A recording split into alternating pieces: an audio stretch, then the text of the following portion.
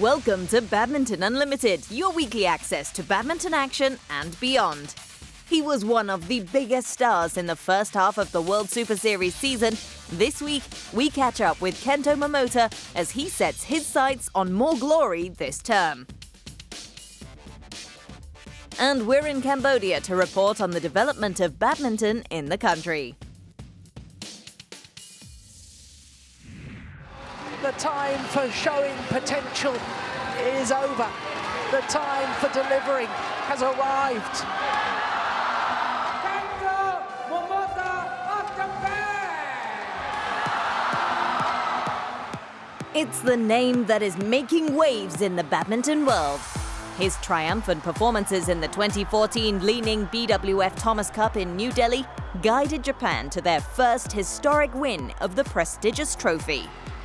This year, he has already nabbed 2 World Superseries titles and helped his country take silver at the Vivo BWF Sudirman Cup. Badminton Unlimited caught up with Japan's new sporting hero recently in Tokyo. Always on the go, we tracked him down to his club, NTT East, as he was in the midst of training. For one so confident on court, Momota is cautious about the hype surrounding his success and wants to continue to keep his feet firmly on the ground. Looking back at this season, it's more than perfect. I won 2 World Super Series titles. But to start so well, I find it too good to be true. I'm wary that there may be a pitfall along the way in the second season. At 20 years old, the left-hander has come a long way in a short space of time. Just over 2 years ago, he was marked as the next big star to come out of Japan after becoming Asia and World Junior Champion in 2012. Come 2014, he played his part in Japan's momentous victory in India. The team achieved a clean sweep of China as Momota beat Du Pengyu in the semi-finals. That was the deciding match, and I thought that I could become a hero if I was able to win. Since Du Pengyu was a higher-ranked player, I felt I had nothing to lose, so I wanted to give it my all without any regrets. Maintaining his composure in the final, he earned the breakthrough point for Japan when they were tied with Malaysia at 1 apiece. Although idolized for his performances for his country, it was individual titles he craved. But they proved hard to come by in 2014, as he often made it to the latter stages of tournaments but was unable to claim victory.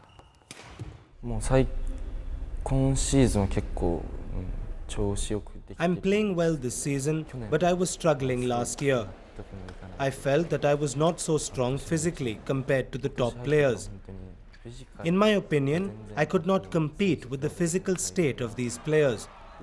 So I started working on weights and began to do more running. The hard work is paying off.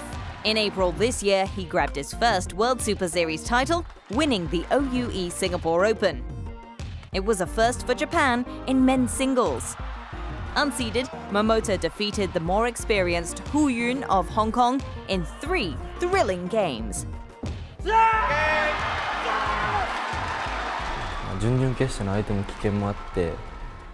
I received a walkover in the quarterfinal, so I was able to get more rest. After that, I just kept going. I was not thinking about anything else at the Singapore Open except the matches I had to play. I felt that I won because I had this momentum that kept me going. That was his first title since he won the Austrian International Challenge in 2013. There was no stopping the Japanese shuttler as he took to the podium the second time. At the BCA Indonesia Open, he defeated the defending champion, Denmark's Janne Jorgensen. It was a far cry from his first round knockout the year before. The Indonesia Open was a tough tournament from the first round as I had many long matches. Halfway through my match in the final, I realized that the supporters were cheering me on. From then on, I forgot how exhausted I was and I kept fighting. There was no stopping me from finishing the match with a victory. 勝つことができました。 Well, you know, Momota is playing more aggressively now. He also has a clearer picture of what he wants to do on court. He's getting much better at his rallies and able to keep momentum going. Recently, he has learned to be more patient on court. He doesn't make too many hasty decisions. On top of that, I feel his mental strength has improved. I think all these contribute to his current successes. There is no doubt the current world number 4 is in top form, but he knows he has to remain hungry. 練習をもっとストイックに I have to keep on practicing and do it earnestly, because the more you practice, the more confident you get. I would like to play with confidence and with more patience. したいなと思います。 The next major tournament for Momota to test his mettle is the Total BWF World Championships in Jakarta.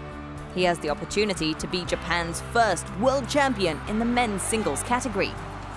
登る気で、はい。 I want to try my very best to get to the winner's podium, but it will not be easy, as there are other players with the same intention. I want to play well against these players and also to beat the higher ranked players as well. So I'll start my preparation and make sure I'm ready for it. 練習して準備しておきたいなと思います。 Kento Momota. His outstanding performances this season have marked him as one of the marquee players so far. But he's not satisfied. Mature beyond his years, there's plenty more to come from this genius from Japan. そうですね。 Playing badminton requires lots of patience. One needs to be tough, and there are plenty of hardships. All these make up about 99% of the time. A lot of hard work. The win fills that 1% with joy, and that is why I try so hard. そのために頑張ってるのかなと思いま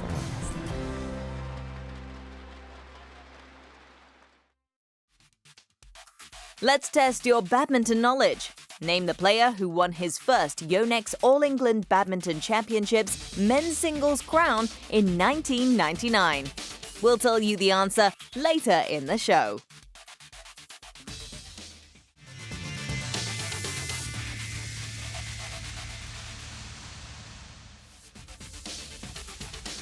We're in New York after the break as the US Open makes its second successive appearance on the East Coast.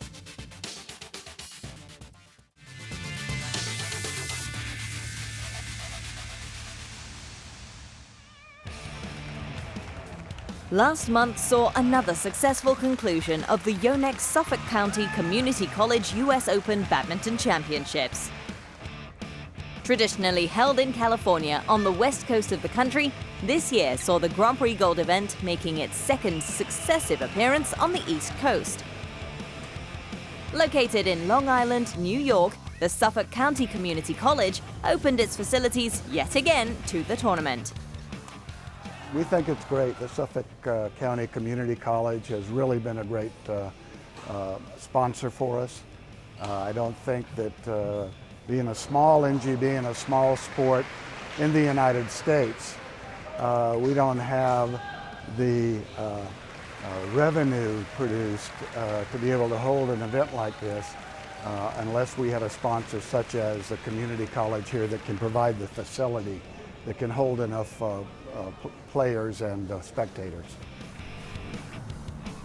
Badminton Unlimited was in the Big Apple to report on how the tournament is beginning to create a buzz in this part of the country. Suffolk County Community College is the largest community college in the state of New York and was more than happy to sponsor the event. It's in the process of upgrading its sporting facilities, and hosting an international tournament such as the US Open helps to showcase what it has to offer. We just completed an entire, refurbishment of this area, over 68,000 square feet, and we just finished doing that. And that's in preparation prior to the tournament coming back for the second term. My goal is to keep this on the eastern coast, okay? So from the high schools to the colleges to the universities, you name it. We are going to work directly to make sure that this tournament is not just a tournament, but the sport is going to be incorporated into our academic process. USA Badminton, the governing body of the sport for the country, had been equally impressed with the school's enthusiasm. A couple of years ago, I was here visiting 3-4 college or venue, looking for support. We met. I met first time with the president and his key staff. His personality and his support with the staff, it's pretty hard to turn that kind of person down. the commitment, and he delivered. And even last year we have some problem. We raised the issue, it delivered. The decision to up sticks and move to the East Coast last year was seen as controversial. The power centers of US badminton have traditionally been in the Midwest and West Coast. And although New York has some history in the sport, it has languished behind other states.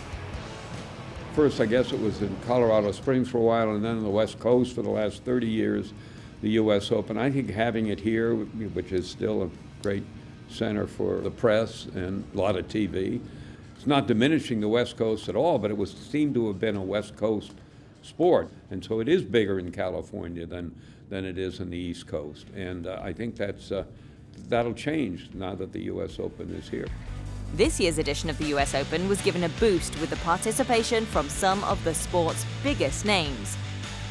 Players like Hans Christian Vittingus made their debut appearance at the tournament as they searched for valuable points for Olympic qualification. But the fans' favorite was undoubtedly Lee Chong-wei. The Malaysian superstar was not only sought after for his on-court skills, the lengthy queue for his autograph session was a testament to his popularity. I'm really happy because a lot of fans are waiting for me, and I know yesterday just 20 minutes after I talked to my sponsor, I signed all because this queue so long, and I try to get all my fans happy. The growth of the tournament has also benefited the US players, as they are given an opportunity to spar with some of the best shuttlers in the world. But they are facing increased competition from regional countries as the Olympics comes into view. Right now we're looking pretty good for probably having 5 players make the Olympic team. But we have to continue that, like I said, through April of next year. And the Canadians in our zone, and since it's being hosted in Rio de Janeiro, the Brazilians are putting a lot of money. So they're really coming up in the Pan American region. Judging by this year's reception, moving the US Open to the East Coast has been spot on. And if efforts continue to grow the sport, scaling further heights will not be impossible for US badminton.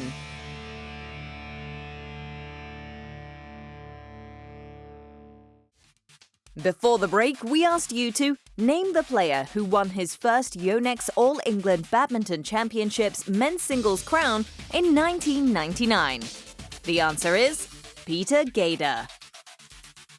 The Danish shuttler defeated Indonesia's Taufik Hidayat 15-11, 7-11, 15-10 to clinch his first All-England title. The victory in 1999 was the only time Gade was successful in England, and he remains the last European shuttler to have won the prestigious English title in men's singles.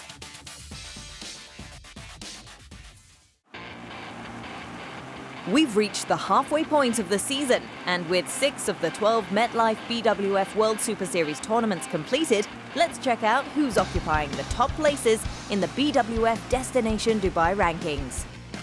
Japanese duo Kenichi Hayakawa and Hiroyuki Endo top the men's doubles list, despite not winning a World Super Series tournament this year.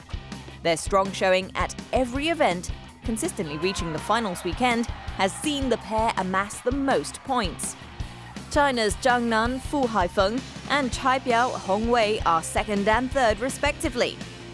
Zhang and Fu had 3 finals appearances, while Chai and Hong were winners at the Yonex Sunrise India Open. In men's singles, Chen Long racked up the most points after clinching the Yonex All-England Championships, the Maybank Malaysia Open and Star Australian Open. Behind him is Denmark's Janno Jorgensen, who is still in search of his first World Superseries crown this season after finishing runner-up in 3 finals this year. Japan's latest men's singles sensation Kento Momota takes 3rd spot after grabbing wins at the OUE Singapore Open and the BCA Indonesia Open. Gone are the days when the Chinese dominate the women's singles event. 2015 has seen players from Spain, India and Thailand jostle for top positions. Spain's Carolina Marin is the current leader after bagging 3 World Superseries titles. With a Yonex Sunrise India Open win, a runner-up finish at the All England and a semi-final finish in Malaysia, India's Saina Nehwal is a close second. Ratchanok Intanon is also putting in strong performances. Her impressive victory at the BCA Indonesia Open catapulted the Thai player to 3rd. Misaki Matsutomo and Ayaka Takahashi lead the women's doubles rankings. Gold at the Yonex Sunrise India Open, a runner-up finish at the OUE Singapore Open, and a semi-finals appearance at the Star Australian Open have been enough to put them on top of the rankings. Hot on their heels are the impressive Chinese twins Luo Ying and Luo Yu. Semi-finalists in Dubai last year, the sisters carried their good form into 2015, winning the Maybank Malaysia Open.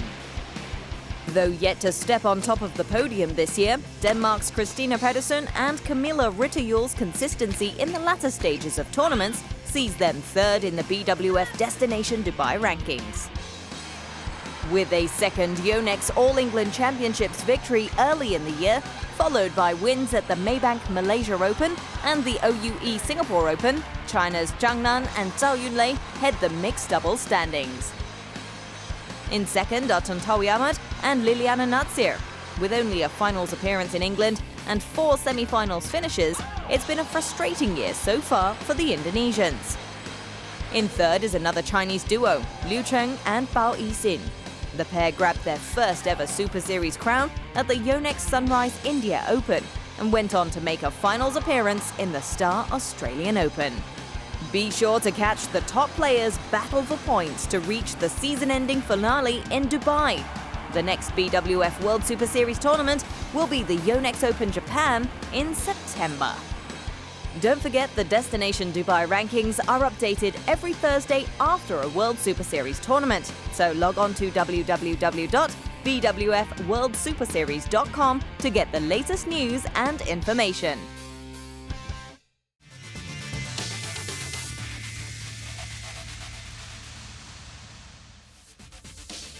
When we get back, we report on the development of badminton in Cambodia.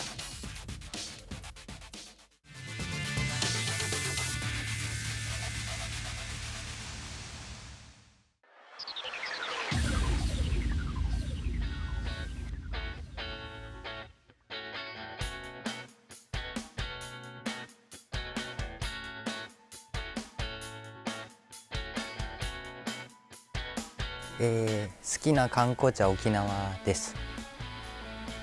好きな観光地は箱根です。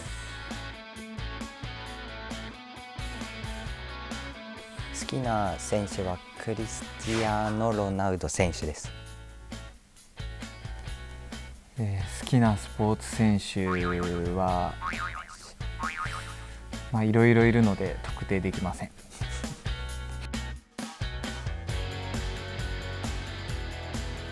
無人島に持っていくとしたらドラえもんです。僕もドラえもんです。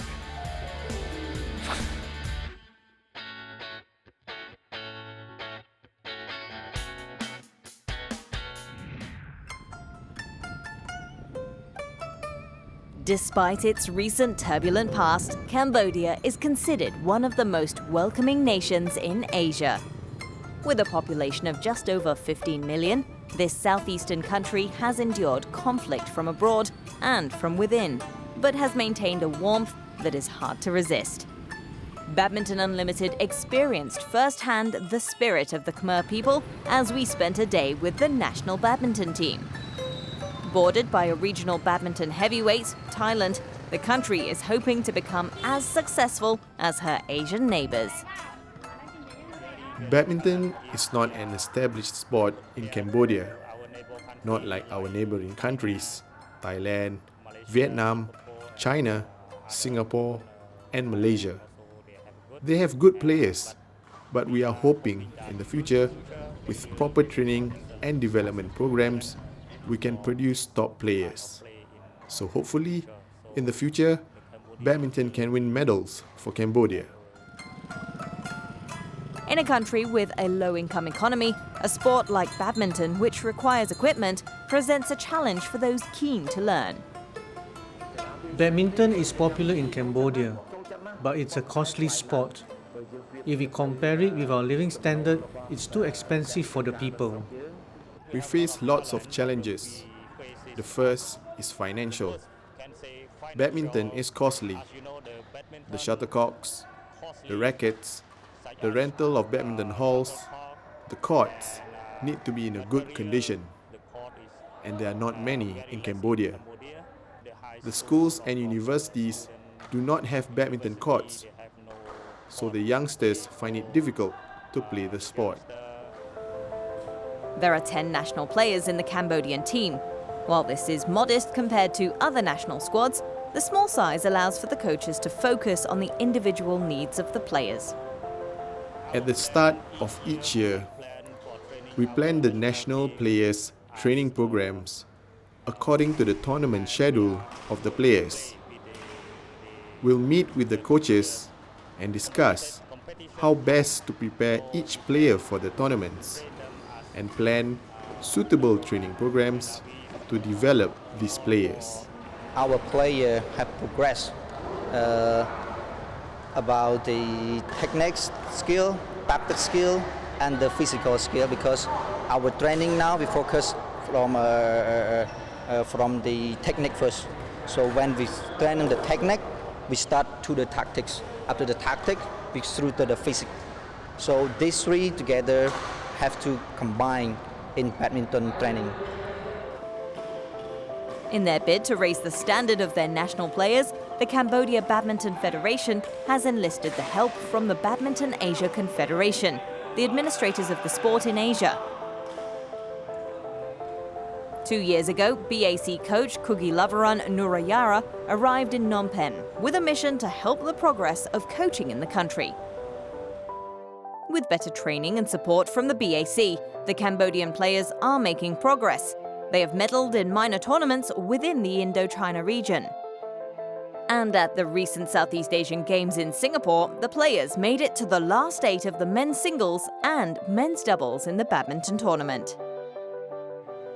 If we compare ourselves to the other Southeast Asian countries, we are still not of their standard, but we can see that our players have improved. They did better than at the last SEA Games. Previously, we have not won any games, but now we have actually won some. And we have even reached the quarterfinals. So actually, the future looks promising. Buoyed by the performance in Singapore, the nation is determined to become better and have set their sights on the 2023 SEA Games, which they will host. We focusing on the junior because our target for the SEA Games 2023, we will take those players to be a champion on their time. In the future, badminton here will be developed, and we are already preparing for the SEA Games in Cambodia in 2023. We hope to make the podium and make Cambodia proud. If their history has shown anything, it's that the Khmers are resilient and resourceful. Together with their optimism for the sport, badminton could very well bring glory to the nation in the future.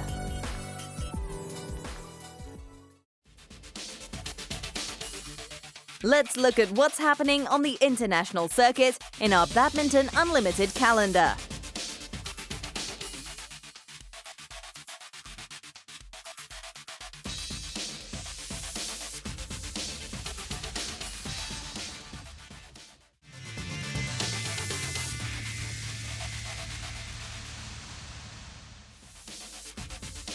Next week on Badminton Unlimited, we talk to USA's #1 shuttler Bei Wen Zhang and find out about her extraordinary badminton journey.